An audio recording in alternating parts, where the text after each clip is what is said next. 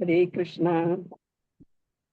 എല്ലാവർക്കും എൻ്റെ പ്രണാമം.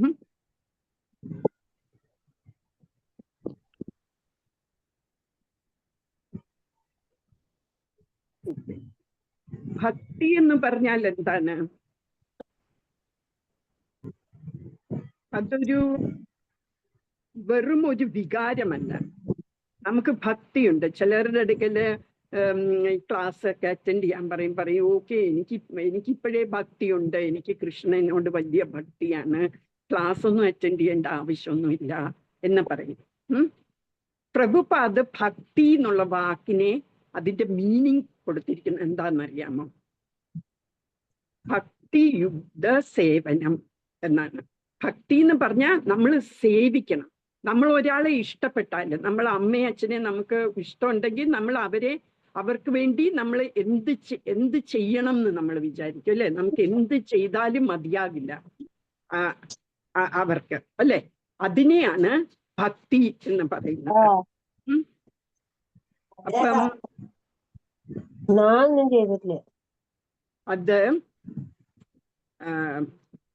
അത് നമ്മൾ എന്തൊക്കെയാണ് ആ പ്രാഥമികമായ എന്തൊക്കെ പ്രവർത്തനങ്ങൾ നമ്മൾക്ക് ചെയ്യാം ഭക്തി കാണിക്കാൻ?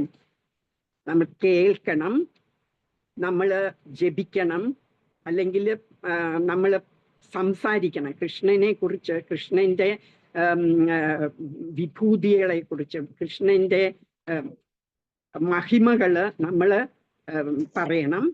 പിന്നെ നമ്മൾ റിമെമ്പർ ചെയ്യണം, കൃഷ്ണനെ എപ്പോഴും ഓർക്കണം. ഇതൊക്കെയാണ് നമ്മൾ പ്രാഥമികമായിട്ട് ചെയ്യേണ്ട പ്രവർത്തികള്. ശരിക്കും ഭക്തി നവവിധ ഭക്തി എന്നാണ് പറയുന്നത്. 9 തരം സംഗതികൾ നമുക്ക് ചെയ്യണം ഭക്തിക്ക്. 9 തരം വിധത്തിൽ നമുക്ക് ഭക്തി ചെയ്യാം. അതിലെ ഏറ്റവും പ്രധാനപ്പെട്ട 3 കാര്യങ്ങളാണ് ശ്രവണം, കീർത്തനം, സ്മരണം. ശ്രവണം എന്ന് പറഞ്ഞാൽ കേൾക്കുക, പിന്നെ കീർത്തനം എന്ന് പറഞ്ഞാൽ ഈ ജപിക്കുക, അല്ലെങ്കിൽ ഭഗവാന്റെ മഹിമകൾ നമ്മൾ പറയുക, പ്രാർത്ഥിക്കുക. അതൊക്കെയാണ് ചാൻറ്റിങ്, കീർത്തനം. പിന്നെ സ്മരണം, വിഷ്ണു സ്മരണം. വിഷ്ണു സ്മരണം എന്ന് പറയുന്നത് നമ്മൾ കൃഷ്ണനെ എപ്പോഴും ഓർത്തോണ്ടിരിക്കണം എന്നുള്ളതാണ്. ഞാൻ കഴിഞ്ഞ ക്ലാസ്സിൽ പറഞ്ഞു നമ്മൾ എങ്ങനെയാണ് കൃഷ്ണനെ ഓർക്കേണ്ടത്. 24 മണിക്കൂർ ഓർക്കണം, അല്ലെ? എങ്ങനെയാണ്? ഈ നമ്മൾ ബ്രീത്ത് ചെയ്യുന്ന പോലെ, നമ്മൾ ശ്വാസം വലിക്കുന്നത് നമ്മൾ അറിയുന്ന പോലുമില്ല, അല്ലെ? നമ്മൾ ഒരു സെക്കൻഡ് പോലും നമ്മൾ ശ്വാസം വലിക്കാതെ ഇരിക്കുന്നില്ല, ഫുൾ ടൈം നമ്മൾ വലിച്ചുകൊണ്ടിരിക്കുന്നുണ്ട്, അല്ലെ? നമ്മൾ ജനിച്ചപ്പോ തൊട്ട് മരിക്കുന്നിടം വരെയും നമ്മൾ ശ്വാസം എടുക്കുന്നുമുണ്ട്, കളയുന്നുമുണ്ട്, അല്ലെ? അതുപോലെ വേണം നമ്മൾ കൃഷ്ണനെ ഓർക്കാൻ. 24 മണിക്കൂർ നമ്മൾ കൃഷ്ണന്റെ സ്മരണയിൽ തന്നെ വേണം ജീവിക്കാൻ. അപ്പൊ അങ്ങനെ നമ്മൾ കൂടുതൽ ഈ ഭക്തിയുത സേവനം ചെയ്യുമ്പോൾ, നമ്മൾ കേൾക്കുകയും നമ്മൾ ജപിക്കുകയും നമ്മൾ സ്മരിക്കുകയും ഒക്കെ ചെയ്യുമ്പോൾ എന്താ പറ്റുന്നത്? നമ്മളുടെ ആ സ്നേഹം, കൃഷ്ണനോടുള്ള ആ സ്നേഹം ഇപ്പൊ അതൊരു തളിര്, ഒരു ചെറിയ ഒരു ചെടി പോലെയാണ് ഇപ്പൊ. വളരെ മൃദുലമായ ഒരു ചെടിയാണ് ഇപ്പൊ ആ സ്നേഹം എന്ന് പറയുന്നത്. അതിനെ അത് കൂടുതൽ നമ്മൾ പോഷിപ്പിക്കും. ഇങ്ങനെ നമ്മൾ ശ്രവിക്കുകയും കീർത്തിക്കുകയും ഒക്കെ ചെയ്യുമ്പോൾ അതിനെ ആ സ്നേഹത്തിനെ നമ്മൾ കൂടുതൽ പോഷണം കൊടുത്ത് വളർത്തണം. അപ്പൊ അതിന് ജീവൻ വെക്കും. എന്നിട്ട് അത് വളരെ സ്പീഡോടെ, വളരെ വേഗത്തിൽ അത് വളരും. എന്നിട്ട് നമുക്ക് പിന്നെ എപ്പോഴും കൃഷ്ണനെ കുറിച്ച് കേൾക്കണം, കൃഷ്ണന്റെ മഹിമകൾ അറിയണം എന്നുള്ള ഒരു വ്യഗ്രത വരും, നമുക്കൊരു ആഗ്രഹം വരും. ചൈതന്യ ചരിതാമൃതത്തിൽ പറയുന്നത് നമ്മളുടെ ഭക്തി എന്ന് പറയുന്ന ഒരു സീഡ് പോലെയാണ്, ഒരു വിത്ത്, ഒരു ബീജം പോലെയാണ്. അതിനെ എങ്ങനെയോ നമ്മളുടെ ഹൃദയത്തിൽ എന്തോ ഒരു തരത്തിൽ അത് വന്ന് ആരോ ഒരു വിത്ത് പാകി നമ്മുടെ ഹൃദയത്തിൽ. നമ്മുടെ അജ്ഞാന സുഹൃതി കൊണ്ടാവാം. അജ്ഞാന സുഹൃതി എന്ന് വെച്ചാൽ നമുക്കറിയില്ലാതെ കിട്ടിയ ഒരു സുഹൃതം. സുഹൃതം എന്ന് വെച്ചാൽ ഒരു ഗുഡ് ഫോർച്യൂൺ. നമുക്കൊരു ഗുഡ് ഫോർച്യൂൺ വന്നു എങ്ങനെയോ ഒരു തരത്തില്. അത് മഞ്ജിമ ചേച്ചിയുടെ അമ്മ വിളിച്ച് പറഞ്ഞിട്ടായിരിക്കും. എങ്ങനെയോ ഒരു എന്തോ നമ്മൾ പണ്ട് ചെയ്ത എന്തോ ഒരു പുണ്യത്തിന്റെ ഫലമായിട്ടാണ് ആരോ നിങ്ങളുടെ അടുക്ക പറഞ്ഞു ഇങ്ങനെ ഒരു ക്ലാസ് ഉണ്ട്, വന്ന് അറ്റൻഡ് ചെയ്യാൻ. അങ്ങനെ നിങ്ങൾ ക്ലാസ്സിൽ കയറാൻ തുടങ്ങി. അപ്പോഴ് എന്താ പറ്റിയത്? അപ്പൊ നമ്മളുടെ ഭക്തി എന്ന് പറയുന്ന ആ ഒരു വിത്ത് നമ്മളുടെ ഹൃദയത്തിൽ ഉണ്ടായിരുന്നത് പതുക്കെ സ്പ്രൗട്ട് ചെയ്യാൻ തുടങ്ങി. സ്പ്രൗട്ട് ചെയ്യാന്ന് പറഞ്ഞാൽ അത് മുളയ്ക്കാൻ തുടങ്ങി. എന്നിട്ട് അത് മുളച്ചിട്ട് നമ്മൾ ഈ ക്ലാസ്സിൽ ഓരോ കഥകളും എല്ലാം കേട്ട് കേട്ട് കേട്ട് അത് പതുക്കെ പതുക്കെ വളർന്നുകൊണ്ടിരിക്കുകയാണ് ഇപ്പം. അത് എങ്ങനെ നമുക്ക് വളർത്താൻ പറ്റും? നമ്മൾ അതിനെ നല്ലോണം ശുശ്രൂഷിക്കണം, അല്ലെങ്കിൽ അത് കരിഞ്ഞു പോകും. നമ്മൾ എങ്ങനെ അതിനെ ശുശ്രൂഷിക്കും അറിയാമോ? അതിന് എല്ലാ ദിവസവും വെള്ളം ഒഴിച്ചു കൊടുക്കണം, അല്ലെ? ചെടി എങ്ങനെയാ വളർത്തുന്നത്? നമ്മള് അതിന് വെള്ളം ഒഴിച്ചു കൊടുക്കണം. എന്താണ് ഈ വെള്ളം? വെള്ളം എന്ന് പറയുന്നതാണ് ഈ ജപിക്കുന്നത്, നമ്മള് കീർത്തനം പാടുന്നത്, നമ്മള് സ്മരണം, കൃഷ്ണനെ സ്മരിക്കുന്നത്, ഇതെല്ലാമാണ് ആ വെള്ളം. നമ്മൾ എല്ലാ ദിവസവും ഈ വെള്ളം ഒഴിക്കണം. ഒരാഴ്ച വെള്ളം ഒഴിച്ചില്ല, ഞാൻ ബാംഗ്ലൂരിലാണ്, അപ്പൊ എനിക്ക് വെള്ളമില്ല, അവിടെ ബാംഗ്ലൂരിൽ വെള്ളം കിട്ടാൻ ഭയങ്കര പാടാണ്, അതുകൊണ്ട് ഞാൻ വെള്ളം ഒഴിക്കുന്നില്ല, ഒരാഴ്ച കഴിഞ്ഞ് വീട്ടിൽ പോകുമ്പോൾ ഞാൻ വെള്ളം ഒഴിച്ചു തുടങ്ങാം, അങ്ങനെ പറഞ്ഞാൽ പറ്റില്ല. എല്ലാ ദിവസവും നമ്മൾ വെള്ളം ഒഴിക്കണം. ആ വെള്ളം ഒഴിക്കുന്നത് കേൾക്കുക, ജപിക്കുക, ഇങ്ങനെയൊക്കെയാണ് വെള്ളം ഒഴിക്കേണ്ടത്. പിന്നെയോ വെള്ളം ഒഴിച്ചാൽ മാത്രം പോരാ, അതിൻ്റെ ചുറ്റിനും കുറെ കളകളൊക്കെ വരും. കള എന്നല്ലേ ഇനി പറയുന്നത്? കള അല്ലേ? പാഴ് ചെടികളൊക്കെ അതിൻ്റെ ചുറ്റിനും വളരും, ഇല്ലേ? നമ്മൾ നല്ല എന്തെങ്കിലും ചെടി നടാൻ വേണ്ടി എന്തെങ്കിലും വിത്ത് നമ്മൾ കൊണ്ടുപോയി മണ്ണിൽ കുഴിച്ചിട്ട് നമ്മൾ വെള്ളം ഒഴിക്കുമ്പോൾ നമുക്ക് കാണാം അത് വളരുന്നതിന് മുമ്പ് കുറെ പാഴ് ചെടികൾ അതിൻ്റെ ചുറ്റിനും വളരാൻ തുടങ്ങും, പുല്ലും ഒക്കെ വളരാൻ തുടങ്ങും. അപ്പൊ അതെല്ലാം നമ്മൾ പറിച്ച് കളയണം. ഈ പുല്ലും ഈ പാഴ് ചെടികൾ എന്ന് പറയുന്നത് എന്താണ്? നമ്മളുടെ ഭക്തിലത വളരാൻ തടസ്സമായിട്ട് നിൽക്കുന്ന ഈ പാഴ് ചെടികൾ എന്താണ്? നമ്മളുടെ തന്നെ കടിഞ്ഞാണില്ലാത്ത മനസ്സാണ്. നമ്മൾ ഇന്ന് ക്ലാസ് 8 മണിക്ക് ക്ലാസ് ഉണ്ട്, 7:30 ആവുമ്പോഴത്തേക്കും വിചാരിക്കും, ഓ പണ്ടാരം പിടിച്ച് ഇനി ക്ലാസ് ഉണ്ടല്ലോ, 1 മണിക്കൂർ 1.5 മണിക്കൂർ വെറുതെ വേസ്റ്റായി പോകും. ഞാൻ ഒരു കാര്യം ചെയ്യും, ഇന്ന് സീരിയൽ കാണാം, നെറ്റ്ഫ്ലിക്സ് ഇട്ട് സ്പൈഡർമാൻ കാണാം, അല്ലെങ്കിൽ കാസ്പർ കാണാം. എനിക്കറിയില്ല ഇപ്പോഴത്തെ കുട്ടികളൊക്കെ എന്താ കാണുന്നതെന്ന് നെറ്റ്ഫ്ലിക്സിൽ. എൻ്റെ പിള്ളേരൊക്കെ കൊച്ചായിരുന്നപ്പോൾ സ്പൈഡർമാന്, പിന്നെ മോഗ്ലി എന്നൊക്കെ പറഞ്ഞതായിരുന്നു കണ്ടുകൊണ്ടിരുന്നത്. ഇപ്പോഴത്തെ പിള്ളേർ എന്താ കാണുന്നതെന്ന് എനിക്കറിയില്ല. അപ്പൊ ഇതെല്ലാം കാണാം, ഞാൻ കാർട്ടൂൺ കാണാം, ഇന്ന് ക്ലാസ് വേണ്ട, പോണ്ട എന്ന് വിചാരിക്കും ചിലപ്പം. അത് നമ്മളുടെ മനസ്സ്, കടിഞ്ഞാണില്ലാത്ത മനസ്സാണ് ഇത് പറയുന്നത്. അത് ഈ കളകളാണ്, ഈ പാഴ് ചെടികൾ, നമ്മളുടെ ആ ലത, ഭക്തിലത വളരാൻ സമ്മതിക്കാത്ത ഈ പാഴ് ചെടികളാണ് ഈ നമ്മളെ ഒബ്സ്റ്റക്കിൾസ്, നമ്മൾക്ക് എതിരായിട്ട് നിൽക്കുന്ന ഈ ലത വളരാൻ വേണ്ടി സമ്മതിക്കാതെ അതിൻ്റെ വെളിയിൽ അതിനെ തടസ്സമായിട്ട് നിൽക്കുന്നതാണ് ഈ മനസ്സ്, നമ്മളുടെ തന്നെ മനസ്സ്, വിച്ച് ടെൽസ് us, ഓ ഇന്ന് വേണ്ട, ഇന്ന് കണ്ടില്ലെങ്കിലും കുഴപ്പമൊന്നുമില്ല, ഇന്ന് ക്ലാസ്സിൽ കയറിയില്ലെങ്കിലും കുഴപ്പമില്ല, ഇന്ന് ജപിക്കണ്ട. നമ്മൾ ശരിക്കും എല്ലാ ദിവസവും ജപിക്കണം എന്ന് ഞാൻ പറഞ്ഞിട്ടുണ്ട്. ഫ്രൈഡേസും നിങ്ങൾ ജപിക്കണം, ഫ്രൈഡേ ക്ലാസ് ഇല്ലെങ്കിലും നിങ്ങൾ ജപിക്കണം. അപ്പൊ ഫ്രൈഡേ നിങ്ങൾ വിചാരിക്കും, ഓ ഇന്ന് ക്ലാസ് ഇല്ലല്ലോ, അപ്പൊ പിന്നെ ഇന്ന് ജപിക്കണ്ട എന്ന് വിചാരിക്കില്ല. എല്ലാ ദിവസവും നമ്മൾ വെള്ളം ഒഴിക്കണം, എല്ലാ ദിവസവും വല്ല പാഴ് ചെടി ഉണ്ടോ എന്ന് നോക്കി അതിനെയൊക്കെ പറിച്ചും കളയണം. അങ്ങനെ വരുമ്പോൾ നമ്മളുടെ ഭക്തി എത്രമാത്രം പുരോഗമിക്കുന്നു അത്രമാത്രം നമ്മളുടെ കൃഷ്ണനെ വേണം എന്നുള്ള ആ ആഗ്രഹവും വളരും. അപ്പൊ ആ തോത് അതിനനുസരിച്ചാണ് നമ്മളുടെ ആഗ്രഹം, കൃഷ്ണനെ വേണം എന്നുള്ള ആ ആഗ്രഹത്തിന്റെ തോത്, അതിന്റെ ആ ക്വാണ്ടിറ്റി ഈസ് ഈക്വലന്റ് ടു നമ്മളുടെ ഭക്തി എത്ര വളരുന്നു അതനുസരിച്ചാണ് ഇരിക്കുന്നത്.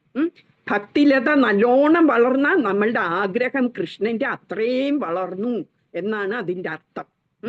അപ്പൊ നമ്മൾ ഫോക്കസ് ചെയ്യേണ്ടത്, നമ്മൾ ഏതിലാണ് നമ്മളുടെ ശ്രദ്ധ കൊടുക്കേണ്ടത്? ഭഗവാനെ സ്നേഹിക്കുന്നതിലും ഭഗവാനെ സേവിക്കുന്നതിലും. എങ്ങനെയാ ഭഗവാനെ സേവിക്കുന്നത്? നമ്മൾ ചാൻറ്റ് ചെയ്ത്, നമ്മൾ കീർത്തനം ചെയ്ത്, നമ്മൾ സ്മരണം ചെയ്ത്, അതെല്ലാം സെർവിങ് ആണ്. ഭഗവാനെ നമ്മൾ സെർവ് ചെയ്യാണ്. ഭഗവാനെ കീർത്തിക്കുകയൊക്കെ ചെയ്യുമ്പം നമ്മൾ ഭഗവാനെ സേവിക്കുകയാണ് ചെയ്യുന്നത്. അതുകൊണ്ട് പിന്നെ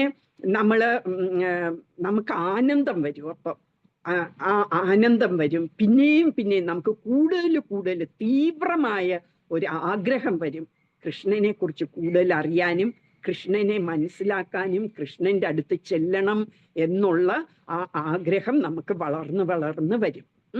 അർജുനൻ 10ാമത്തെ ചാപ്റ്ററില് ഭഗവത്ഗീതയില് 10-18 ഇത് പ്രകടിപ്പിക്കുന്നുണ്ട്. അർജുനന്റെ ആ തീവ്രമായ ആ ആഗ്രഹം, കൃഷ്ണന്റെ മഹിമകളൊക്കെ അറിയാനുള്ള ആ ആഗ്രഹം പ്രകടിപ്പിക്കുന്നുണ്ട്. അത് എന്തിനെയാണ് കാണിക്കുന്നത്? അർജുനന്റെ രുചി.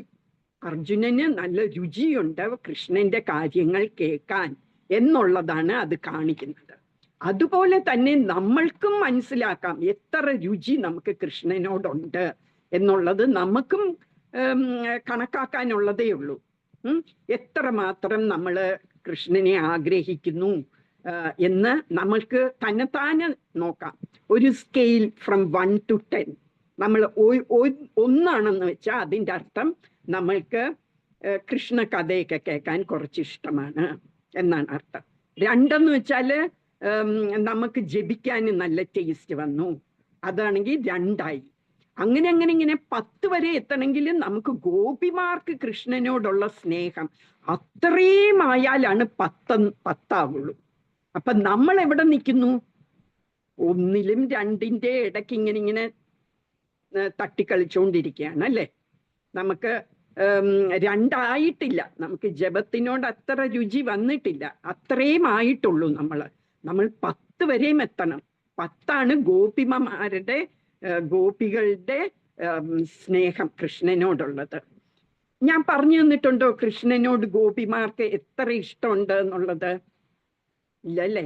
കൃഷ്ണൻ ഒരു തവണ തലവേദന വന്ന കഥ ഞാൻ പറഞ്ഞോ? ഇല്ലാന്ന് തോന്നുന്നു. അപ്പൊ കൃഷ്ണന് ഒരു ദിവസം ഭയങ്കര തലവേദന വന്നു. അപ്പം ഈ വൈദ്യന്മാരെയൊക്കെ വിളിച്ചോണ്ട് വന്നു. അവര് നോക്കിയിട്ട് എങ്ങനെ ഈ തലവേദന മാറ്റണം എന്ന് ഒരു പിടിയുമില്ല.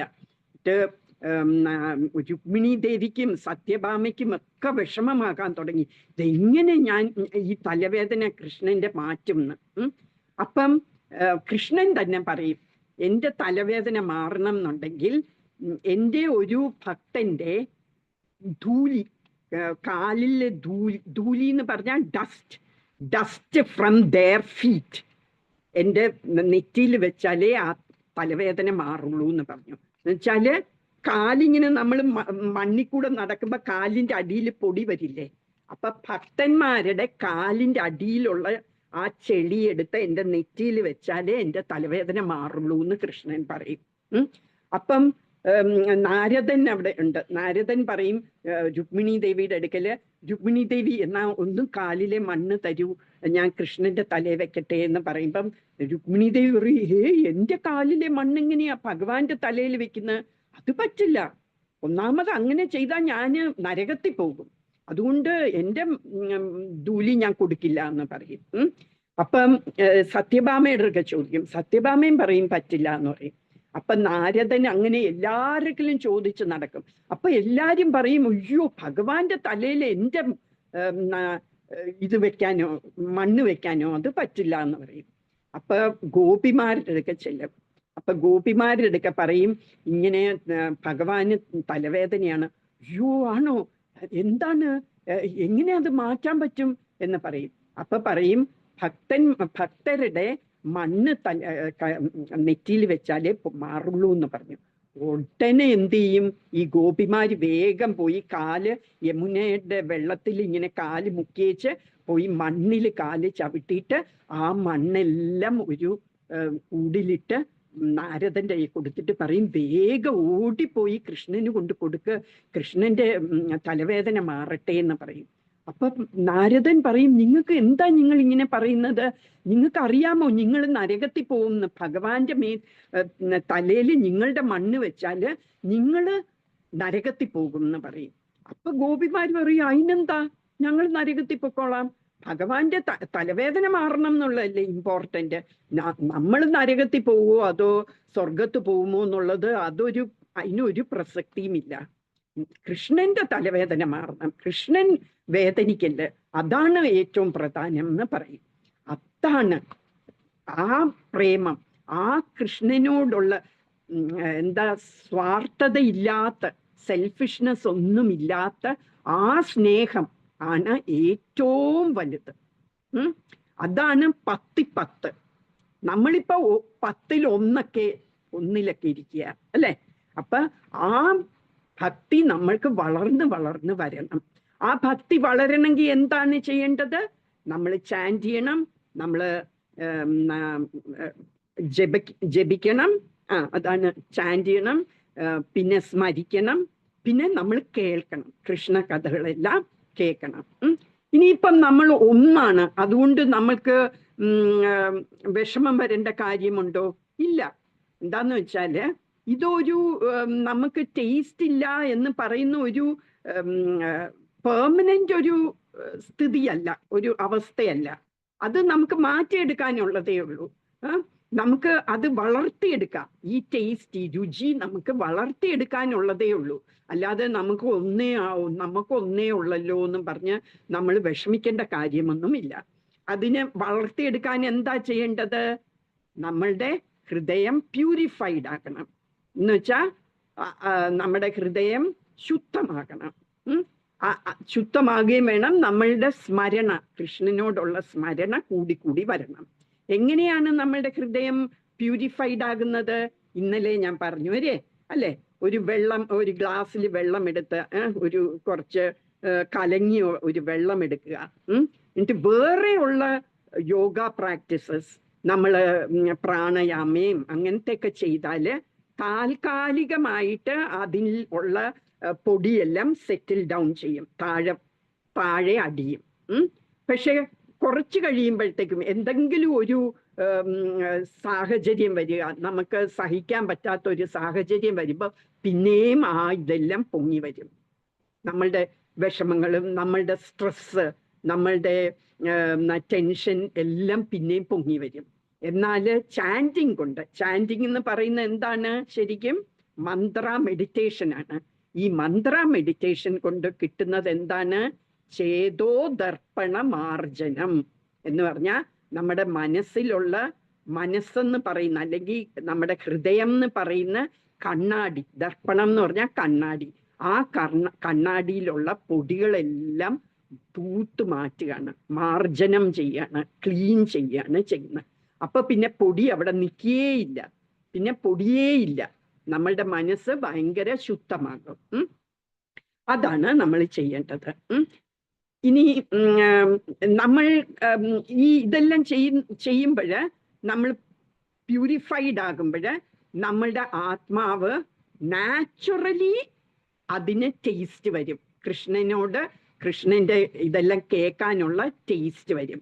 ഞാൻ ഈ വാക്കാണ് ഉപയോഗിച്ചത്, നാച്ചുറലി എന്ന് പറഞ്ഞാൽ എന്താണ് അർത്ഥം? സ്വാഭാവികമായിട്ട് നമ്മൾക്ക് ആ രുചി വരും.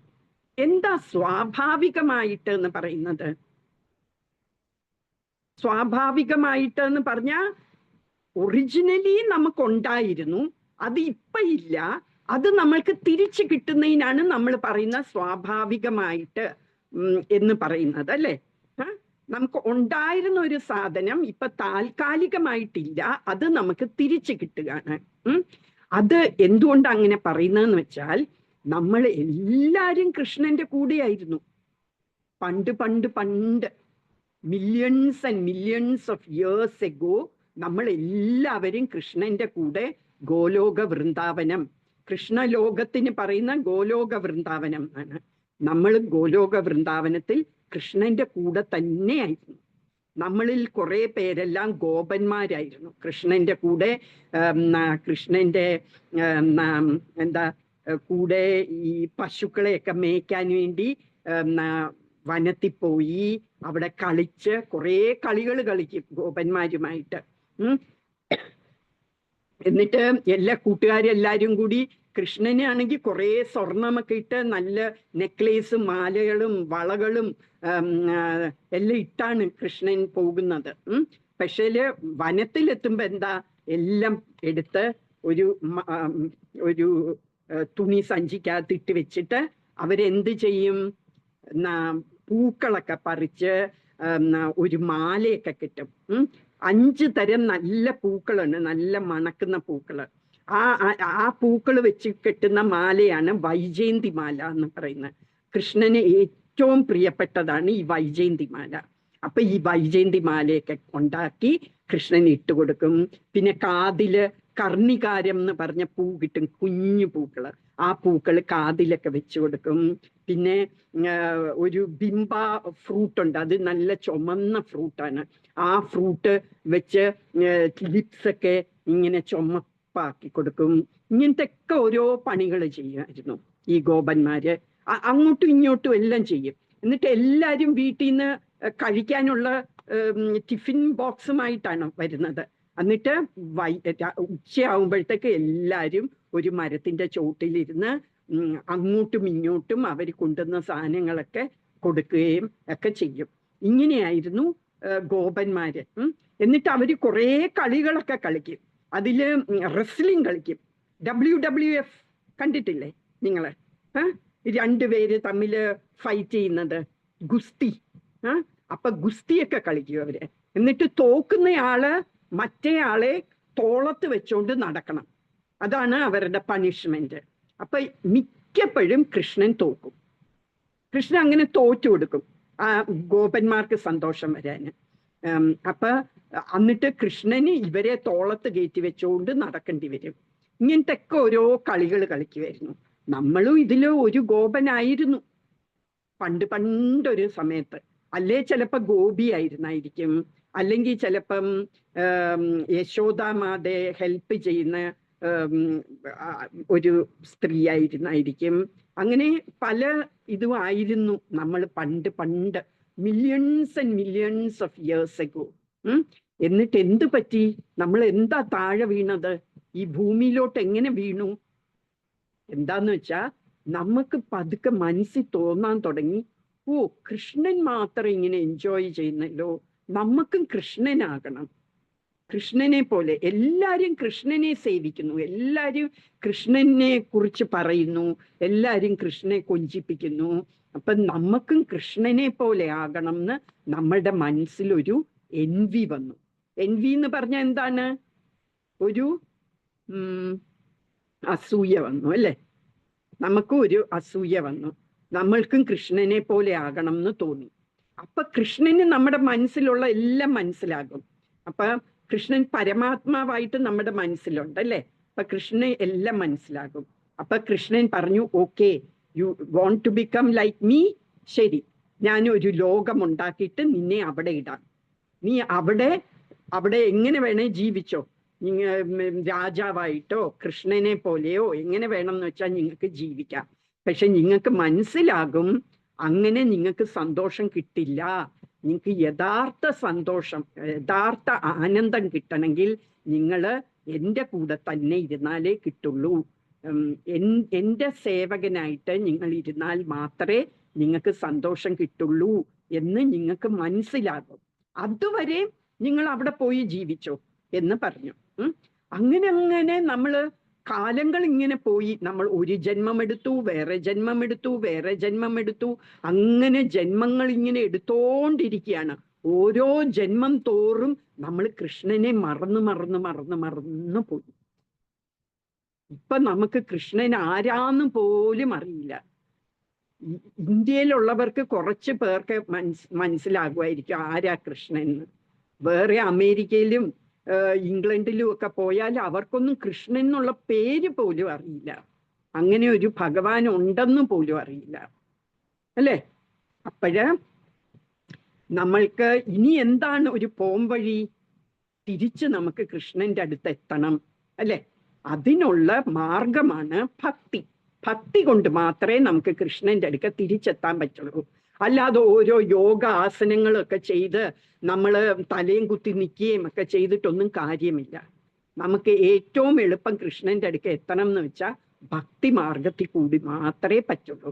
അപ്പൊ ആ ഭക്തി, ഈ 9 വിധത്തിൽ നമുക്ക് ഭക്തി ചെയ്യാം. അതില് ഏറ്റവും എളുപ്പമുള്ള 3 എണ്ണമാണ് ഞാൻ പറഞ്ഞത്. എന്തൊക്കെയാണ്? ശ്രവണം എന്ന് പറഞ്ഞാൽ കേൾക്കുക. കീർത്തനം എന്ന് പറഞ്ഞാൽ ജപിക്കാം, നമുക്ക് കൃഷ്ണനെ കുറിച്ച് പറയാം. ഇതെല്ലാം കീർത്തനത്തിൽപ്പെടും. പിന്നെ എന്താണ്? സ്മരണം, നമ്മൾ കൃഷ്ണനെ ഓർക്കുക. ഈ 3 കാര്യങ്ങൾ കൊണ്ട് നമുക്ക് കൃഷ്ണന്റെ അടുത്ത് എത്താൻ പറ്റും. ഇതിൽ ഏതെങ്കിലും ഒന്നാണെങ്കിലും കുഴപ്പമില്ല കേട്ടോ. പരീക്ഷിത് മഹാരാജ് ഭാഗവതം കേട്ടു ശുകദേവ് ഗോസ്വാമിയുടെ അടുത്തുനിന്ന്. കേട്ടത് മാത്രമേ ഉള്ളൂ, വെറുതെ കേട്ടോണ്ടിരുന്നു 7 ദിവസം. പരീക്ഷിത് മഹാരാജിന് ഒരു ശാപം കിട്ടി. 7 ദിവസം കഴിയുമ്പം നിന്നെ തക്ഷകൻ എന്ന് പറഞ്ഞ ഒരു പാമ്പ് നിന്നെ കൊല്ലും എന്ന്. അപ്പൊ എന്ത് ചെയ്തു? രാജാവാണ്, ലോകം മുഴുവനും എംപററാണ്, എന്ന് വെച്ചാൽ ചക്രവർത്തി. ഈ ലോകത്തിലെ മുഴുവനും ചക്രവർത്തിയായിരുന്നു പരീക്ഷിത് മഹാരാജ്. മഹാരാജ് എന്ത് ചെയ്തു? രാജ്യം മോന് കൊടുത്തു. ജയനെ എന്നാണ് പേര്. മോനെ ഏൽപ്പിച്ചു രാജ്യം. എന്നിട്ട് ആ ഉടുത്ത തുണി കൊണ്ട് ഗംഗാ തീരത്ത് പോയി ഇരുന്നു തപസ് ചെയ്യാൻ. അപ്പോഴേ കുറെ മുനിമാരെല്ലാം ഇതറിഞ്ഞ് അവിടെ വന്നു. അപ്പൊ ഈ മുനിമാരുടെയൊക്കെ ചോദിക്കും, ഒരു മരിക്കാൻ പോകുന്ന ആള് ചെയ്യേണ്ട കടമ എന്താണ്? ആ ധർമ്മം, എന്ത് ധർമ്മമാണ് അയാൾ ചെയ്യേണ്ടത് എന്ന് ചോദിച്ചു. അപ്പൊ ഈ മുനിമാർക്ക് നിശ്ചയമില്ല എന്താണെന്ന്. ആ സമയത്ത് ശുകദേവ് ഗോസ്വാമി അവിടെ എത്തി. എന്നിട്ട് ശുകദേവ് ഗോസ്വാമി 7 ദിവസം കൊണ്ട് ശ്രീമദ് ഭാഗവതം മുഴുവൻ കേൾപ്പിച്ചു കൊടുത്തു. അപ്പൊ എന്താ പരീക്ഷിത് മഹാരാജ് ചെയ്തത്? വെറുതെ കേട്ടോണ്ടിരുന്നു. വെള്ളം പോലും കുടിച്ചില്ല. ഈ 7 ദിവസം വെള്ളം പോലും കുടിച്ചില്ല. വെറുതെ ശ്രവണം മാത്രം ചെയ്തു. എന്നിട്ട് ശുകദേവ് ഗോസ്വാമിയോ എന്താ ചെയ്തത്? കീർത്തനം മാത്രം, എന്ന് പറഞ്ഞാൽ പറഞ്ഞുകൊണ്ടിരുന്നു. ശ്രീമദ് ഭാഗവതം ഇങ്ങനെ പറഞ്ഞുകൊണ്ടിരുന്നു നിർത്താതെ 7 ദിവസം, രാവിലെയും പകലും രാത്രിയിലുമൊക്കെ ഇത് പറഞ്ഞുകൊണ്ടിരുന്നു. 2 പേരും സ്വർഗത്തല്ല കൃഷ്ണലോകത്ത് പോയി. 2 പേർക്കും മോക്ഷം കിട്ടി. അപ്പം നമ്മൾ ഈ 9 വിധ ഭക്തി ഉണ്ടെങ്കിലും അതിൽ ഏതെങ്കിലും ഒന്ന് നമ്മൾ കൃത്യമായിട്ട് നല്ല പരിപൂർണതയോടെ നമ്മൾ ചെയ്താൽ നമ്മൾക്ക് കൃഷ്ണന്റെ അടുത്ത് എത്താൻ പറ്റും. പക്ഷേ നമ്മൾ അത്ര കോൺസെൻട്രേഷൻ കൊണ്ട് നമ്മൾ ഫുൾ ടൈം 24 hours കേട്ടോണ്ടിരിക്കാൻ നമുക്ക് പറ്റില്ലായിരിക്കും, അല്ലെ? അപ്പൊ നമ്മൾ കുറച്ചു നേരം ജപിക്കാം. പിന്നെ നമ്മൾ 24 മണിക്കൂറും നമ്മൾ സ്മരിച്ചുകൊണ്ടിരിക്കുക കൃഷ്ണനെ. അപ്പൊ ഇങ്ങനെയൊക്കെ നമുക്ക് തിരിച്ച് കൃഷ്ണലോകത്ത് എത്താൻ പറ്റും. അപ്പൊ ഞാൻ പറഞ്ഞ എന്താണ്? നമ്മളെല്ലാരും കൃഷ്ണന്റെ കൂടെ ആയിരുന്നു, അല്ലെ? അപ്പൊ കൃഷ്ണനാണെങ്കിൽ ആദ്യമായിട്ട് ഈ പശുക്കളെ മേയ്ക്കാൻ പോവാണ്. ആദ്യം കൊടുക്കുന്ന കിടാക്കളെയാണ്, കൊച്ചു പശുക്കുട്ടികളെ. അപ്പൊ ആദ്യം പശുക്കുട്ടികളെയാണ് ഗ്രേസ് ചെയ്യാൻ കൊണ്ടുപോകുന്നത്. എന്ന് പറഞ്ഞാല് പെട്ടെന്ന് മറന്നുപോകും. മേയ്ക്കാൻ കൊണ്ടുപോകുന്നത്. അപ്പൊ പശുക്കുട്ടി, അപ്പൊ അമ്മ എന്ത് ചെയ്യും? കൃഷ്ണൻ പോകുന്നതിന്റെ തലേ ദിവസം പറയും, 2 ചെരുപ്പ്, കുഞ്ഞു ചെരുപ്പുകൾ വാങ്ങിച്ച് കൊടുത്തിട്ട് പറയും, നീ ചെരുപ്പിട്ടുകൊണ്ട് പോകണം. എന്താന്ന് വെച്ചാൽ വനത്തിലൊക്കെ മുള്ളുകളും പിന്നെ ചെടിയുടെ കൊമ്പുകളൊക്കെ വീണ് അതൊക്കെ കാണും. അതൊക്കെ മോന്റെ കൊച്ചു തളിരായ കാലിൽ കൊള്ളും. അത് കാരണം ഈ ചെരുപ്പിട്ടുകൊണ്ട് പോകാൻ പറയും. അപ്പൊ കൃഷ്ണൻ പറയും, ഇല്ല, എന്താന്ന് വെച്ചാ എന്റെ കൂടെ വരുന്ന ഈ കൊച്ചു കന്നുകുട്ടികൾക്കൊക്കെ ചെരുപ്പുണ്ടോ? ഇല്ലല്ലോ. അപ്പൊ അവരുടെ കാലും മുറിയില്ലേ? അപ്പൊ അവർക്ക് ചെരുപ്പ് അമ്മ വാങ്ങിച്ചു കൊടുത്താൽ ഞാനും ചെരുപ്പിടാം.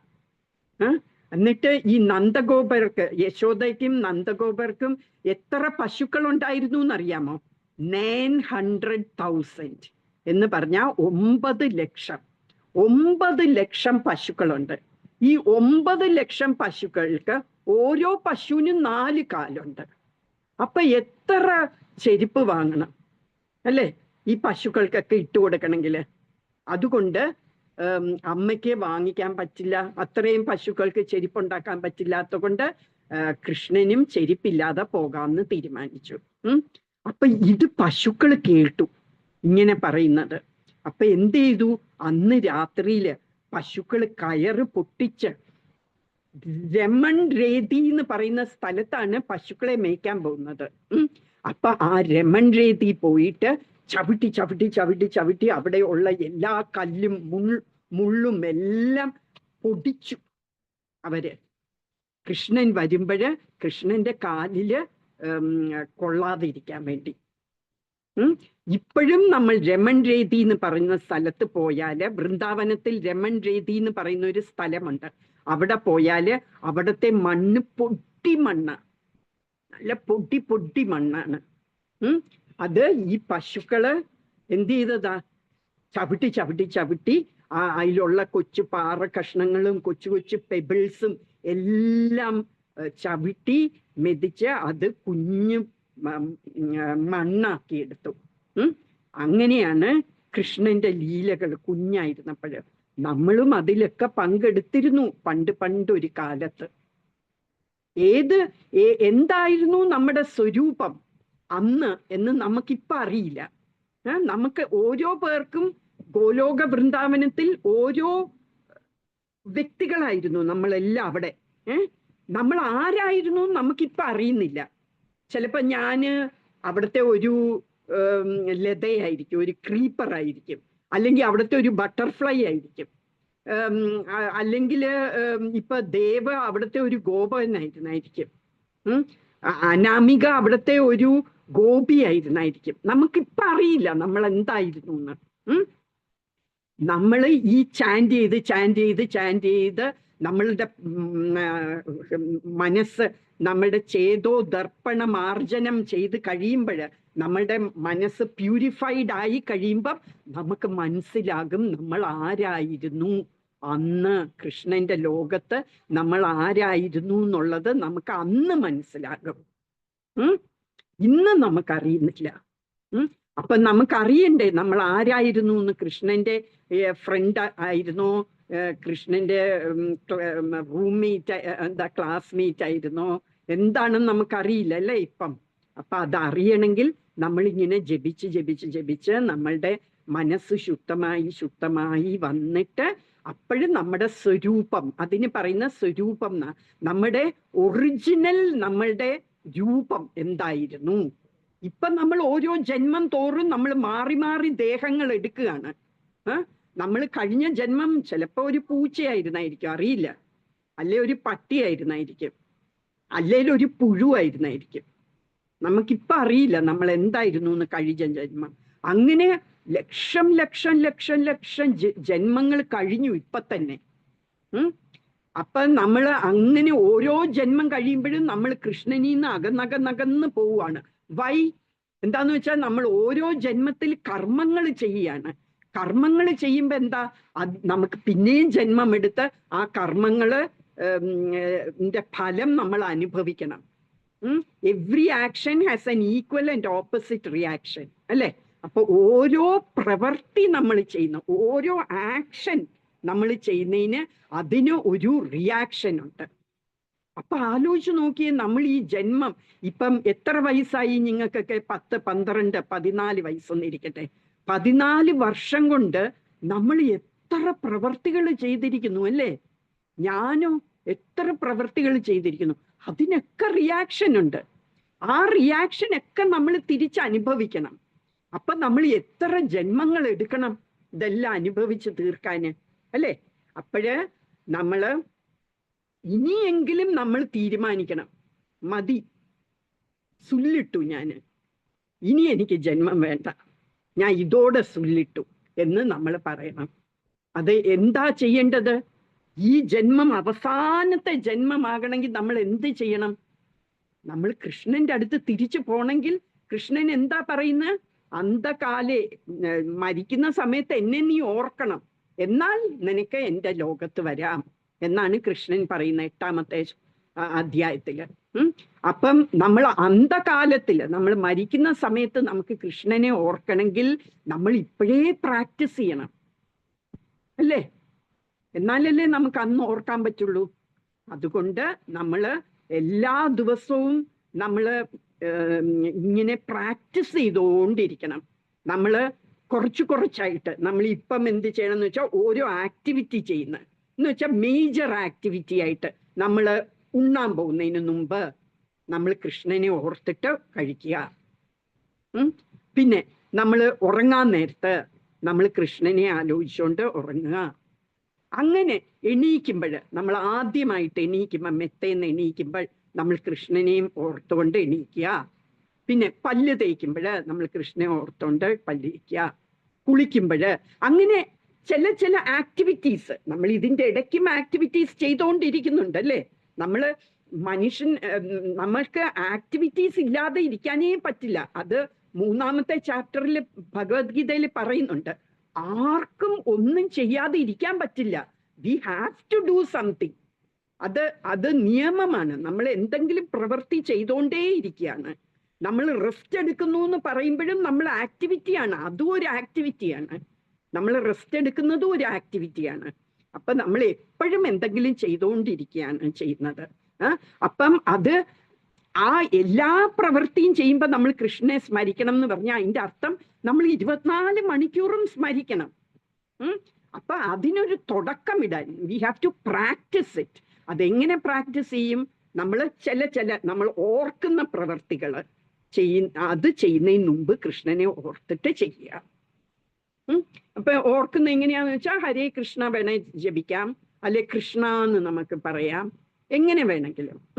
അങ്ങനെ നമ്മൾ പ്രാക്ടീസ് ചെയ്യണം. എന്നാലേ നമുക്ക് അവിടെ എത്താൻ പറ്റുള്ളൂ. ഇപ്പൊ നമ്മൾക്ക് കണ്ടു അല്ലേ, ഒരു കൊറോണ വന്നു. ഈ ലോകത്തുള്ള എല്ലാ കൊറോണ വൈറസുമാരെ ഒന്നിച്ച് ചേർത്താല്, എന്നിട്ട് അതിനെ വേ ചെയ്താല് 1 ഗ്രാം പോലും കാണില്ല. എന്നാല് ലോകത്തിലെ ഹ്യൂമാനിറ്റിയെ, ഈ മനുഷ്യരിലെ 1/10 ഓഫ് ദി മനുഷ്യരെ കൊന്നു. അല്ലെങ്കിൽ അവരെ അഫക്റ്റ് ചെയ്തു. അപ്പൊ ഒന്ന് ആലോചിച്ച് നോക്കിയോ, 1 ഗ്രാം പോലും ഇല്ലാത്ത ആ ഒരു വൈറസ് നമ്മളെ ഇത്രയും അറ്റാക്ക് ചെയ്തു. നമ്മളെ എല്ലാവരെയും വീട്ടിൻ്റെ അകത്ത് തഴച്ചിട്ടു, അല്ലേ? നമുക്ക് വീട്ടിൻ്റെ പുറത്തിറങ്ങാൻ വയ്യാത്ത പോലെ ആക്കി ഒരു കുഞ്ഞു വൈറസ്. അങ്ങനെയുള്ള ഒരു ലോകത്ത് നമുക്ക് ജീവിക്കണോ ഇനിയും? അതോ നമ്മൾ അമ്മയുടെ വയറ്റില് 9 മാസം കിടന്നു, അല്ലേ? എങ്ങനെയാ കിടന്നത്? ചുരുണ്ട് കൂടി ഇങ്ങനെ, അല്ലേ? ഇങ്ങനെ കിടന്നു. എത്ര വിഷമിച്ച് കാണും, അല്ലേ? അങ്ങനെ ഒരു പൊസിഷനിൽ കിടക്കണമെങ്കിൽ. എന്നിട്ടോ അമ്മ എന്തെങ്കിലും എരിവുള്ളത് കഴിച്ചാൽ ഉടനെ നമ്മളുടെ ദേഹമൊക്കെ നീറുമായിരുന്നു. എന്നുവെച്ചാൽ അത്ര ടെൻഡർ സ്കിന്നാണ്, അല്ലേ? അപ്പൊ നമ്മളുടെ ദേഹം നീറാൻ തുടങ്ങും. എന്നിട്ട് നമ്മൾ പൊളയും. അപ്പൊ അമ്മ വിചാരിക്കും, കുഞ്ഞനങ്ങുന്നു. ഭയങ്കര സന്തോഷം അമ്മയ്ക്ക്. സത്യത്തിൽ കുഞ്ഞ് വേദന എടുത്തിട്ടാണ്, പൊളയാണ് അവിടെ ഇരുന്ന്. അങ്ങനെ നമ്മൾ 9 മാസം അതിൻ്റെ അകത്ത് കിടന്നു. ഇറങ്ങി വന്നിട്ടോ വല്ല വിശേഷം ഉണ്ടായിരുന്നോ? നമുക്ക് ചൊറിയുന്നുണ്ട്, ഇവിടെ അവിടെയൊക്കെ ചൊറിയുന്നു. നമുക്ക് ചൊറിയാൻ പറ്റുമോ? കുഞ്ഞു വാവയായിരിക്കുമ്പം ചൊറിയാൻ പോലും പറ്റില്ലായിരുന്നു. നമ്മൾ വെറുതെ കരഞ്ഞോണ്ടിരുന്നു. വിശക്കുന്നു, നമുക്ക് പറയാൻ പറ്റുമോ വിശക്കുന്നെന്ന്? ഇല്ല, നമ്മൾ കരഞ്ഞോണ്ടിരുന്നു. അപ്പൊ അമ്മയ്ക്ക് മനസ്സിലും ആകുന്നില്ല എന്തിനാ ഈ കുഞ്ഞിങ്ങനെ കരയുന്നതെന്ന്, അല്ലേ? അങ്ങനെ നമ്മള് കുറെ കാലം അങ്ങനെ കഴിഞ്ഞു. അങ്ങനെ നമ്മൾ ആലോചിച്ച് നോക്കിയാല് വയറ്റിൽ കയറുന്ന ആ നിമിഷം തൊട്ട് നമ്മൾ മരിക്കുന്നിടം വരെ നമുക്ക് ഒരു വ്യാധി കഴിഞ്ഞ് വേറെ ഒരു വ്യാധി ഇങ്ങനെ വന്നുകൊണ്ടിരിക്കുക.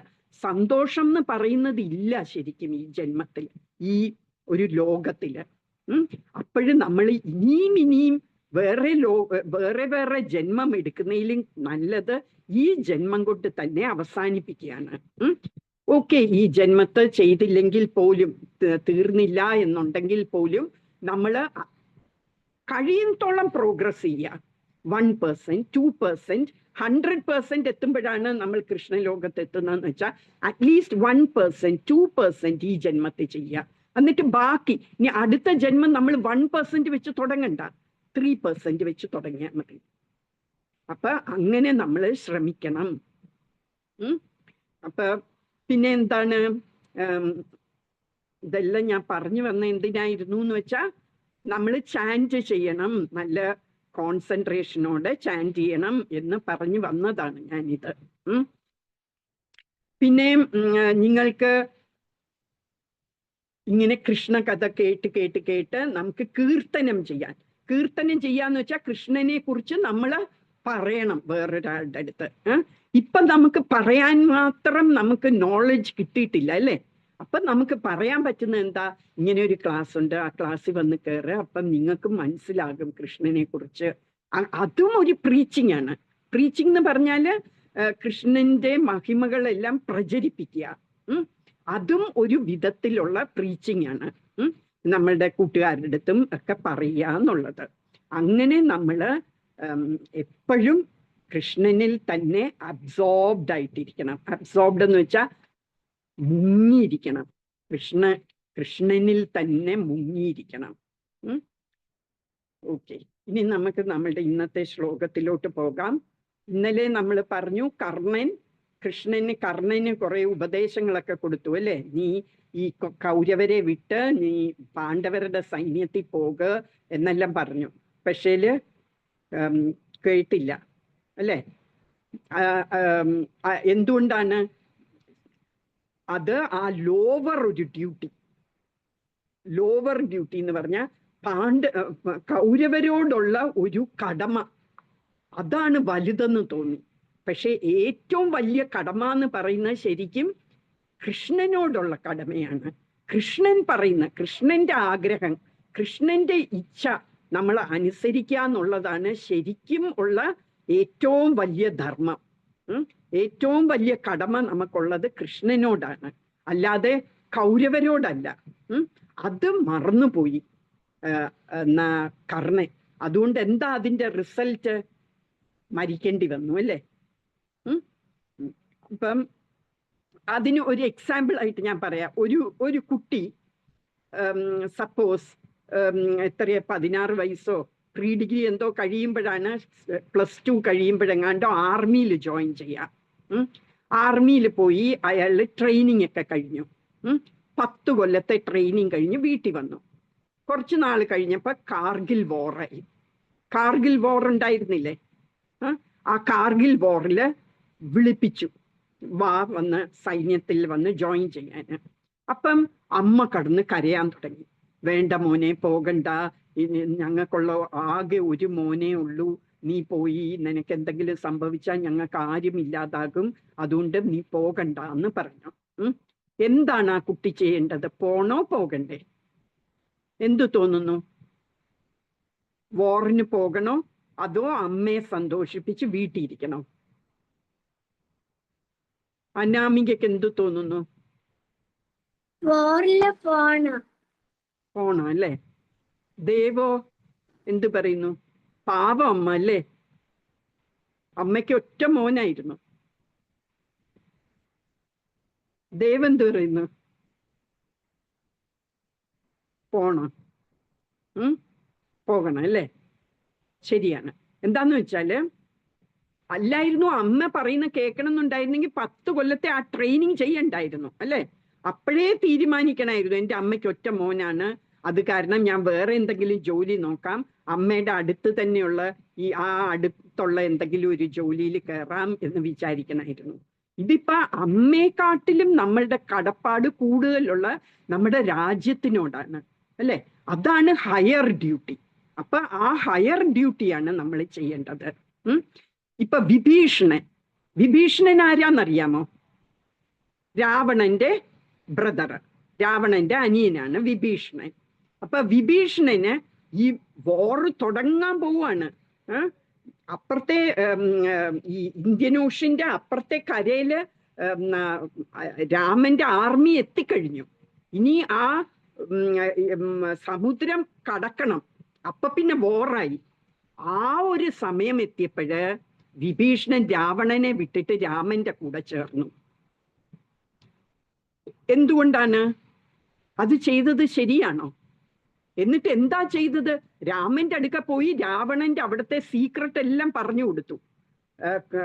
ഈ കുംഭകർണനെ കൊല്ലണമെങ്കിൽ ഇതാണ് മാർഗം. മേഘദൂതിനെ, രാവണന്റെ മോന്റെ പേര് ഞാൻ എപ്പോഴും മറന്നു പോകുന്നല്ലോ, മേഘദൂതനോ എന്തോ പേര്, അയാളെ കൊല്ലണമെങ്കിൽ ഇങ്ങനെ ഒരു മാർഗത്തിലെ കൊല്ലാൻ പറ്റുള്ളൂ, ഇങ്ങനത്തെ ഒക്കെ പറഞ്ഞു കൊടുത്തു. അവരുടെ സീക്രട്സ് ഒക്കെ പറഞ്ഞു കൊടുത്തു. ചെയ്തത് ശരിയാണോ തെറ്റാണോ? ശരിയാണ് ചെയ്തത്. എന്താന്ന് വെച്ചാല് റൈറ്റിയസ്നെസ്സിന്റെ പാത്തിൽ കൂടെ പോകാനാണ് വിഭീഷണൻ തീരുമാനിച്ചത്. എന്നുവെച്ചാൽ രാവണൻ അധർമ്മിയായിരുന്നു, ധർമ്മത്തിന്റെ വഴി കൂടി അല്ലായിരുന്നു പോയത്, അല്ലെ? രാമന്റെ വൈഫ് സീതാദേവിയെ അപഹരിച്ചു കൊണ്ടുവച്ചിരിക്കുകയാണ് ലങ്കയില്. അത് ചെയ്തത് തെറ്റാണ്, അല്ലെ? അതൊരു പാപമാണ് ചെയ്തത്. അതുകൊണ്ട് ഇന്ദ്രജിത്ത് മേഘ എന്തോന്നും കൂടി പറയും, മേഘ ഓർമ്മയില്ല എനിക്ക്. അപ്പൊ ഇന്ദ്രജിത്ത് എന്നാണ് രാവണന്റെ മോന്റെ പേര്. അപ്പോഴ് എന്താ,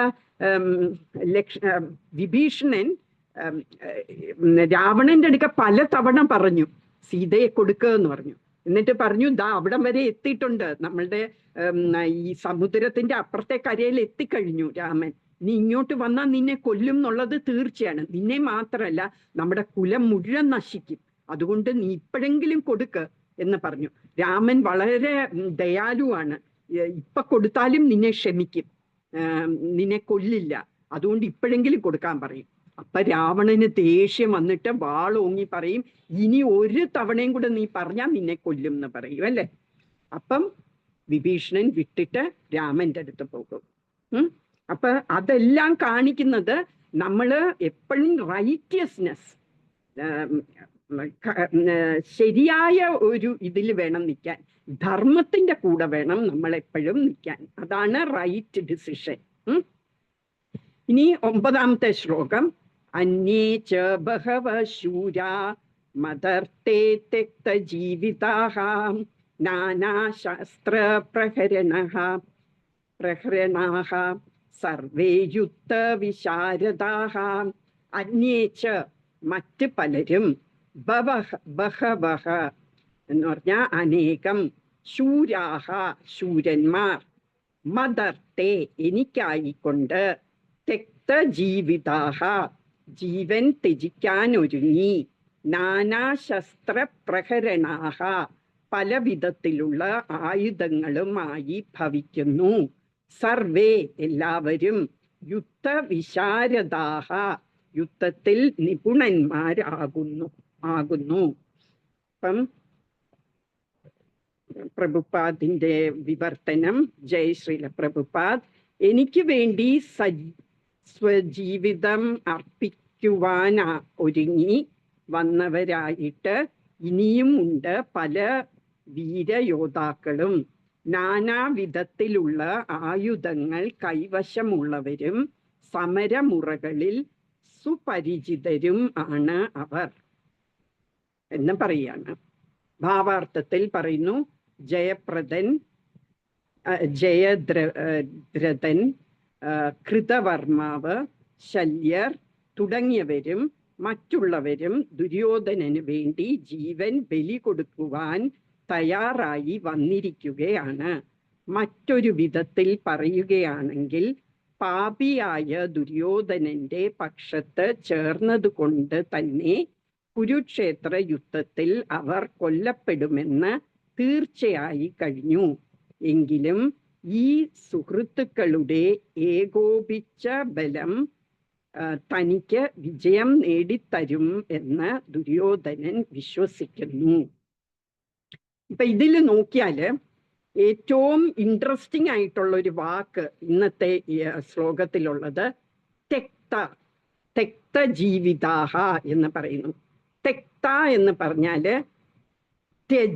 ത്യജിക്കുക. തെജ എന്നതിന്റെ പാസ്റ്റ് ടെൻസ് ആണ്. പാസ്റ്റ് ടെൻസ് പറഞ്ഞാൽ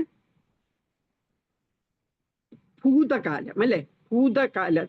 അതാണ് ഈ തെക്ത എന്ന് പറഞ്ഞാല്. എന്ന് വെച്ചാൽ എന്താ അർത്ഥം? ദുര്യോധനൻ പറയാണ്, എനിക്ക് വേണ്ടി അവരുടെ ജീവിതം ബലി കഴിച്ചു കഴിഞ്ഞു എന്നാണ്. അത് തെറ്റായി പറഞ്ഞതാണ്. ശരിക്കും പറയേണ്ട എന്താ? അവര് ബലി കഴിക്കാൻ തയ്യാറായി വന്നിരിക്കുകയാണ് എന്ന് വേണം പറയാൻ, അല്ലെ? പ്രഭുപാദം പറയുന്ന they are prepared to lay down their lives എന്നാണ്. ഇംഗ്ലീഷിൽ പറയുന്നത് they are prepared to lay down their lives for me എന്നാണ്. മലയാളത്തിൽ എന്താ പറയുന്നത്? തെക്ത ജീവിതാഹ, ജീവൻ ത്യജിക്കാൻ ഒരുങ്ങി. കണ്ടോ? ജീവൻ ത്യജിക്കാൻ ഒരുങ്ങി എന്ന് പറയുന്നുണ്ടെങ്കിലും ഒരുങ്ങി എന്നുള്ള വാക്കില്ല അവിടെ. അതിനുള്ള സംസ്കൃത വാക്കില്ല ഒരുങ്ങി എന്നുള്ളതിന്. ഇത് പറയുന്ന ജീവിതം ബലി കഴിച്ചു എന്ന് പോലെയാണ് ഇതില് പറയുന്നത്. അത് നമ്മൾ പറയും, അല്ലേ? എന്താ,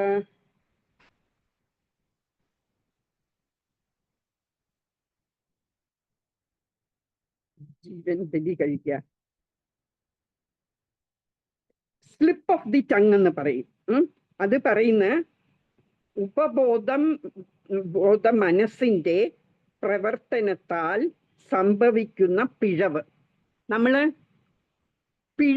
നമ്മൾ അറിയാതെ ഒരു സംഗതി പറയുക, നമ്മളുടെ അവബോധത്തിൽ, നമ്മളുടെ സബ് കോൺഷ്യസ് മൈൻഡിൽ നിന്ന് നമ്മൾ എന്തെങ്കിലും പറയുക. അതിന് പറയുന്നത് ഫ്രൂഡിയൻ, സൈക്കോളജിയിൽ അതിന് പറയുന്ന ഫ്രൂഡിയൻ മെത്തേഡ് എന്നാണ് പറയുന്നത്. എന്ന് വെച്ചാൽ നമ്മുടെ അവബോധത്തിലുള്ളത് നമ്മൾ അറിയാതെ പറയുക. അതുപോലെ നമ്മള് എന്താ, അറം പറ്റുക എന്നൊക്കെ പറയും മലയാളത്തില്. എന്നുവെച്ചാൽ നമ്മള് പറയണം എന്ന് വിചാരിക്കുന്നല്ല, അറിയാതെ പറഞ്ഞു പോകുന്ന, അത് സംഭവിക്കും ഭാവിയില്. അതിനാണ് അറം പറ്റുക എന്ന് പറയുന്നത്. അപ്പൊ അതുപോലെ പറഞ്ഞതുപോലെ ആയി ദുര്യോധനൻ. അവരുടെ ജീവിതം എനിക്ക് വേണ്ടി ബലി കഴിച്ചു എന്തും പോലെയാണ് പറഞ്ഞത്. ശരിക്കും അതല്ല വിചാരിച്ചത്, ഉദ്ദേശിച്ചത്. അവര് ജീവൻ ബലി കഴിക്കാൻ അവര് റെഡി ആയിട്ട് വന്നിരിക്കുകയാണ്. They don't mind, they are prepared to lay down their lives for me. അത്ര അവര് എനിക്ക് വേണ്ടി കടപ്പെട്ടവരാണ് എന്നുള്ള ഉദ്ദേശത്തിലാണ് പറഞ്ഞത്. അപ്പൊ അതാണ് ഈ കുരുക്ഷേത്ര യുദ്ധം തന്നെ നടക്കുന്ന ഏത് സ്ഥലത്താണ്? കുരുക്ഷേത്രം എന്ന് പറയുന്ന ഒരു ധർമ്മക്ഷേത്രമാണ്, അല്ലെ?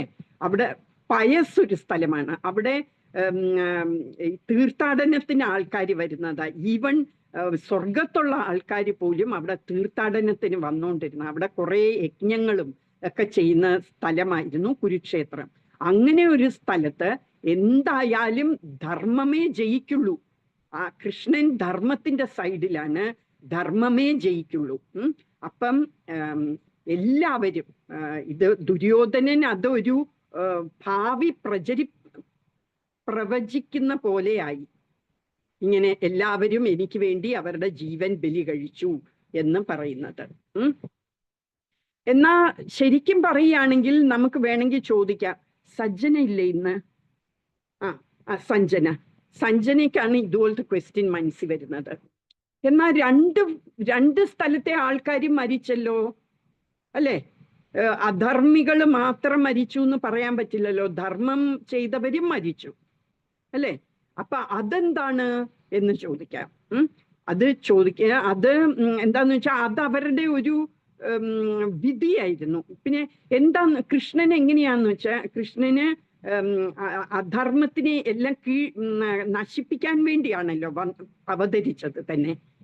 അപ്പം ഈ നല്ല രാജാക്കന്മാരും അവര് കുറേ പവർഫുൾ ആകുമ്പോൾ നമുക്ക് പവർ കിട്ടുമ്പോൾ നമ്മൾ എല്ലാ രാജ്യവും കീഴടക്കുകയൊക്കെ ചെയ്തു കഴിയുമ്പം നമുക്ക് സ്വയമേ ഒരു അഹങ്കാരം വരും അല്ലെ.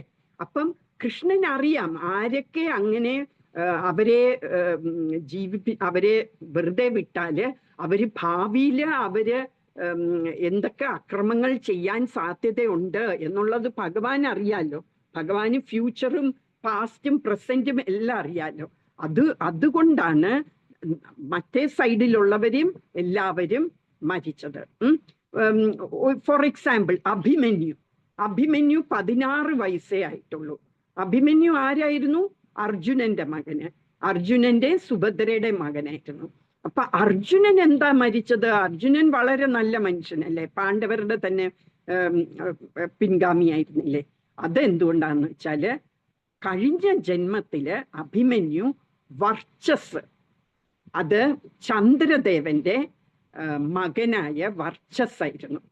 അപ്പം ഈ ഭഗവാന് അവതരിക്കാൻ നേരത്ത് ഭഗവാൻ പറഞ്ഞു, നിങ്ങള് ദേവന്മാരെല്ലാം ഓരോ ഓരോ ജന്മം എടുക്കണം, ഈ യദുകുലത്തിലൊക്കെ വന്ന് പിറക്കണം എന്നൊക്കെ ഇൻസ്ട്രക്ഷൻസ് കൊടുത്തിട്ടുണ്ട് കൃഷ്ണൻ. അപ്പൊ കൃഷ്ണൻ വരുമ്പോ തനിച്ചല്ല വരുന്നത്, കുറെ ദേവന്മാരും കൂടെ വരും സഹായിക്കാന്.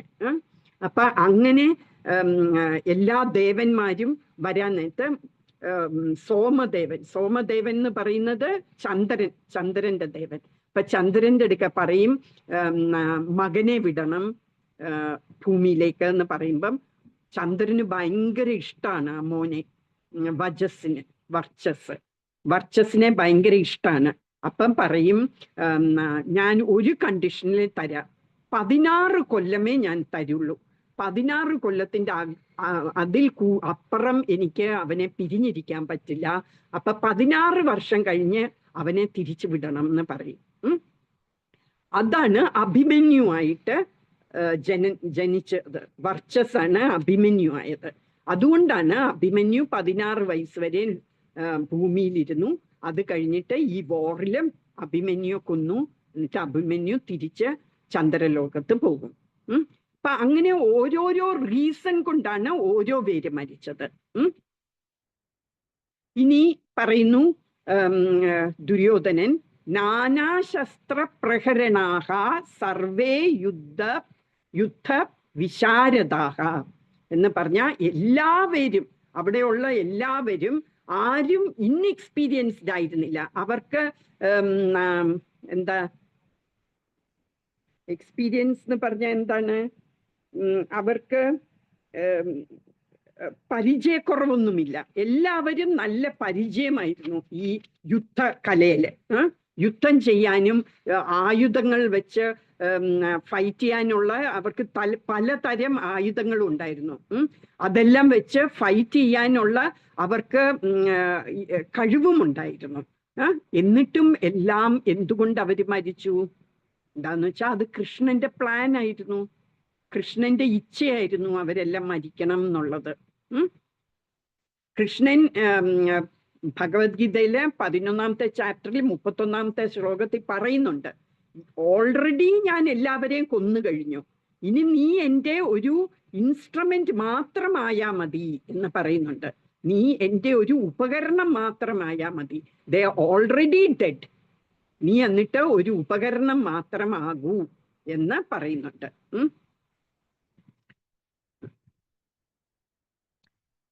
അങ്ങനെ ദുര്യോധനൻ എന്തിനാ ഈ ഫൈറ്റിംഗ് ഉണ്ടായത് തന്നെ ദുര്യോധനന്റെ എൻവി കാരണമാണ് അല്ലെ.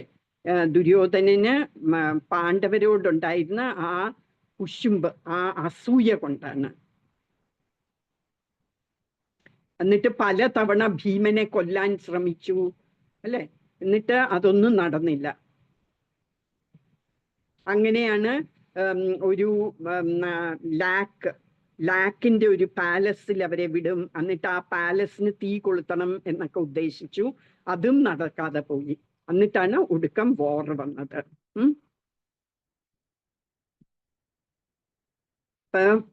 നമ്മൾ മനസ്സിലാക്കേണ്ട ഇതിൽ നിന്ന്, നമ്മളെ ദുര്യോധനൻ എപ്പോഴും വിചാരിച്ചു, ദുര്യോധനന് എല്ലാവരും ദുര്യോധനനോട് തെറ്റ് ചെയ്തു എന്ന് വിചാരിച്ചു. എന്താ, ധൃതരാഷ്ട്രര് മൂത്തതായിരുന്നു, പക്ഷെ ബ്ലൈൻഡ് ആയ കാരണം ധൃതരാഷ്ട്രർക്ക് രാജ്യം ഭരിക്കാൻ പറ്റില്ല. അത് പാണ്ഡുവിന് പോയി. പാണ്ഡു ഇളയ മോനായിരുന്നു. എന്നിട്ട് ഇളയ ആള് രാജ്യം ഭരിച്ചു. അപ്പോഴ് അങ്ങനെ ധൃതരാഷ്ട്ര കണ്ണു കാണാൻ വയ്യാത്തോണ്ട് ദുര്യോധനനും രാജ്യം കിട്ടാതെ പോയി, അല്ലെ? അത് ഒക്കെ ദുര്യോധനന് തോന്നിയിരുന്നു, ദുര്യോധനനോട് ചെയ്ത തെറ്റാണ് എന്നാണ് ദുര്യോധനൻ അത് മനസ്സിലാക്കിയത്. അപ്പൊ നമ്മളും എന്താണ് ചിന്തിക്കേണ്ടത്? നമ്മളെ എല്ലാവരും തെറ്റ് ചെയ്യുന്നു, നമ്മളോട് തെറ്റ് ചെയ്യുന്നു എന്ന് തോന്നുമ്പോ അത് ചിലപ്പോൾ ശരിയായ തോന്നലായിരിക്കും, ചിലപ്പോൾ നമ്മൾക്ക് മനസ്സിൽ തോന്നുന്നതായിരിക്കും, അത് സത്യമാകണം എന്നില്ല. എന്നാലും നമ്മൾ അപ്പൊ എന്താ ചെയ്യേണ്ടതെന്ന് വെച്ചാൽ, നമ്മള് അപ്പോൾ കൃഷ്ണനെ ചിന്തിക്കും, കൃഷ്ണനോ ആയിട്ട് കണക്ട് ചെയ്യുക. എന്നിട്ട് കൃഷ്ണന് അപ്പൊ നമുക്ക് സമാധാനം കിട്ടും. കൃഷ്ണനുമായിട്ട് നമ്മൾ കണക്ട് ചെയ്യുമ്പം നമ്മൾക്ക് സമാധാനം കിട്ടുകയും ചെയ്യും. നമുക്ക് അതിനുള്ള നമ്മൾക്ക് പറ്റിയ മുറിവുകൾ ഉണങ്ങും. നമുക്ക് ആരെങ്കിലും നമ്മളെ റോങ് ചെയ്തു എന്നിരിക്കട്ടെ, നമ്മളോട് തെറ്റ് ചെയ്താൽ നമുക്കത് ഹേർട്ട് ചെയ്തു, നമുക്കതൊരു മുറിവ് പറ്റിയെന്നുണ്ടെങ്കിൽ നമ്മൾ കൃഷ്ണനെ ഓർക്കുമ്പോൾ, നമ്മൾ കൃഷ്ണനുമായിട്ട് കണക്ട് ചെയ്യുമ്പം നമ്മൾക്ക് ആ മുറിവെല്ലാം ഉണങ്ങുകയും ചെയ്യും. എന്നിട്ട് നമ്മൾക്ക് എന്താ ഈ ഒരു ഇഷ്യൂ, ഈ ഒരു വിവാദ വിഷയത്തില് നമുക്ക് എന്ത് ചെയ്യാൻ പറ്റും എന്നുള്ള ഒരു സൊല്യൂഷൻ നമ്മൾക്ക് വരികയും ചെയ്യും. അതാണ് ഇന്നത്തെ ലെസൺ ഈ ശ്ലോകത്തിൽ നിന്ന്. ഇപ്പൊ ശ്ലോകം നമ്മൾ കുറച്ചേ പറഞ്ഞുള്ളെങ്കിലും നമ്മൾ കുറച്ചും കൂടി ഇമ്പോർട്ടൻ്റ് ആയിട്ടുള്ള കുറെ സംഗതികൾ നമ്മൾ ഇന്ന് ഡിസ്കസ് ചെയ്തു, അല്ലേ? എങ്ങനെയാ ചാൻറ്റിങ് ഇമ്പോർട്ടൻ്റ്, പിന്നെ നമ്മൾ എല്ലാവരും കൃഷ്ണന്റെ കൂടെ ആയിരുന്നു, എന്നിട്ട് നമ്മൾ താഴെ വീണതാണ്. എന്തുകൊണ്ടാണ്? നമ്മളുടെ അസൂയ കൊണ്ട്. നമ്മൾ കൃഷ്ണനോട് അസൂയ നമുക്ക് തോന്നി, അതുകൊണ്ട് ഇനിയെങ്കിലും നമുക്ക് തിരിച്ചു പോകണം. അത് എത്രയും പെട്ടെന്നാണെങ്കിൽ അത്രയും നല്ലത്. ഈ കലിയുഗം എന്ന് പറയുന്ന എത്ര കാലമുണ്ട്? 4,32,000 കൊല്ലമുണ്ട്. 4,32,000 years ആണ് കലിയുഗം. അതിലെ 5,000 years കഴിഞ്ഞിട്ടുള്ളൂ. ഇനി ബാക്കി എത്രയുണ്ട്? 3,028, അല്ലേ? 3,28,000 years ഇനിയുമുണ്ട്. അപ്പൊ നമ്മൾ ഇനി ലെറ്റ്സ് ഇനി 100 വയസ്സ് വരെ ജീവിക്കും എന്നിരിക്കട്ടെ, 100 കൊല്ലം കഴിഞ്ഞിട്ട് അപ്പോഴും 5,100 years കഴിഞ്ഞതേ ഉള്ളൂ. അത് കഴിഞ്ഞിട്ടും ഇനിയും കിടക്കുന്നു. അപ്പൊ എത്ര ഇനി ജനനം നമ്മൾ എടുക്കണം ഈ കലിയുഗത്തില്? ഈ 5000 കൊല്ലം കൊണ്ട് എത്ര അധപ്പതിച്ചു, അല്ലെ ഈ ലോകം? അപ്പൊ ഇനി അത് മുന്നോട്ട് പോകും തോറും എത്രമാത്രം കൂടുതൽ അധപ്പതിക്കും ഈ ലോകം, കലിയുഗം. അപ്പൊ നമ്മൾ ഇനിയും ഇങ്ങനെ ജീവിക്കണോ എന്നുള്ളത് നമ്മൾ ആലോചിക്കണം. നമ്മൾ ഇതെല്ലാം എന്തിനാ പറയുന്നത്? ഇതെല്ലാം പറഞ്ഞ് ഒരു ചെവിന്ന് കേട്ട് മറ്റേ ചെവി കൂടെ കളയാനല്ല. നമ്മൾ ഇതിനെക്കുറിച്ചൊക്കെ കൂടുതൽ തന്നെത്താനെ ഇരിക്കുമ്പോൾ, നമ്മൾ കിടക്കുമ്പോഴോ ഉറങ്ങാൻ വേണ്ടി പോകുമ്പോഴൊക്കെ നമ്മൾ ഇതിനെക്കുറിച്ച് ആലോചിക്കണം. ശരിയാണ്, നമ്മൾ ഇങ്ങനെ ഇനിയും വേണോ ഒരു ജന്മം എന്നൊക്കെ നമ്മൾ ആലോചിക്കണം. എന്നിട്ട് അതിനുള്ള പോംവഴി എന്താ? എത്രയും പെട്ടെന്ന് തിരിച്ച് ഗോലോക വൃന്ദാവനത്തിൽ പോയി കൃഷ്ണന്റെ കൂടെ പശുവിനെ മേച്ച് അവിടെ കളിച്ചൊക്കെ നടക്കണം. ഹരേ കൃഷ്ണ. വാഞ്ചകൽപതരുശ്ച കൃപാ സിന്ധുഭ്യ ഏവ ച പതിതാനാം പാവനേഭ്യോ വൈഷ്ണവേഭ്യോ നമോ നമഃ. എന്തെങ്കിലും സംശയമുണ്ടോ ആർക്കെങ്കിലും?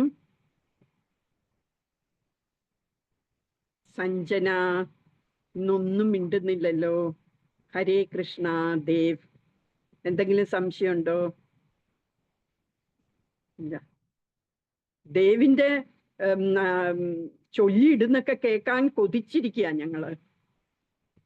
എത്ര നാളായി ചൊല്ലിയിട്ടിട്ട്. നീ നാട്ടിൽ പോയിട്ടേ പറ്റുള്ളൂ അല്ലേ? ബുക്കില്ല. ബുക്ക് കിട്ടും കേട്ടോ. പക്ഷെ ഞാന് അയക്കുന്നുണ്ടല്ലോ. ബുക്ക് വേണമെന്നൊന്നും പറയല്ല. എന്താന്ന് വെച്ചാൽ ഞാന് ഈ നമ്മുടെ വാട്സാപ്പ് ഗ്രൂപ്പിൽ ഇടുന്നുണ്ട്. അന്നത്തെ ശ്ലോകം മുഴുവനും ഇടുന്നുണ്ട്. പക്ഷെ മോന് കിട്ടില്ലായിരിക്കും. മോന് മൊബൈലില്ല അല്ലേ കയ്യില്. എന്നാ നാട്ടിൽ പോകുന്നത്? കേക്കാൻ വയ്യ. മ്യൂട്ടൽ ആണ്. എഴുതിയ ചാറ്റ് ബോക്സിൽ എഴുതിക്കേ. കേക്കാൻ വയ്യ. ചാറ്റിലിട്ട മതി.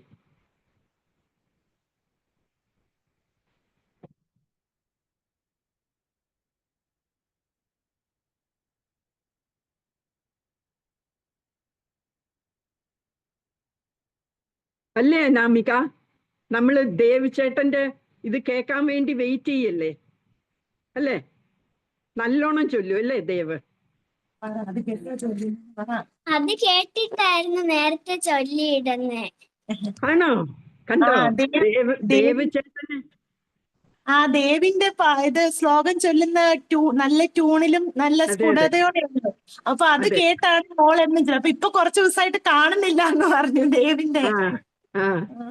അതാണ് ബാംഗ്ലൂരിൽ പോയിരിക്ക എൻജോയ് ചെയ്യാൻ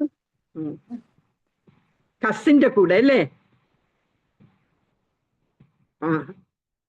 നമ്മളെങ്ങനെയാ നമ്മള് ആ കുട്ടിയും കൂടി ഇതിലോട്ട് കയറ്റുക വേണ്ടത്. കസിൻ ബ്രദർ ഉണ്ടോ അടുത്ത്? ഇല്ല. കസിനെയും കൂടെ പിടിച്ചിരുത്തണം. ഓക്കെ. അപ്പം ഇനി 24th തിരിച്ചു പോകുന്നത് അല്ലേ? ഇന്നിപ്പം 14 ആയതേ ഉള്ളൂ. 10 ദിവസം കൂടെ കഴിഞ്ഞിട്ടേ പോകുന്നുള്ളൂ. അപ്പോഴത്തേക്കും എല്ലാരും സ്കൂളിൽ നിന്ന് ബുക്കൊക്കെ വാങ്ങിച്ചു കാണും. ദേവെത്തുമ്പോ ബുക്കൊന്നും കാണില്ല സ്കൂളില്.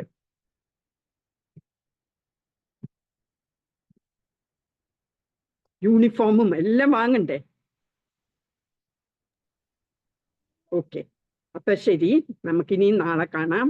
നാളെ തേഴ്സ്ഡേ ആയതേ ഉള്ളൂ. നാളെ ഉണ്ടാവും ക്ലാസ്. മഞ്ജിമ, നമുക്ക് നിർത്താം. ഹരേ കൃഷ്ണ.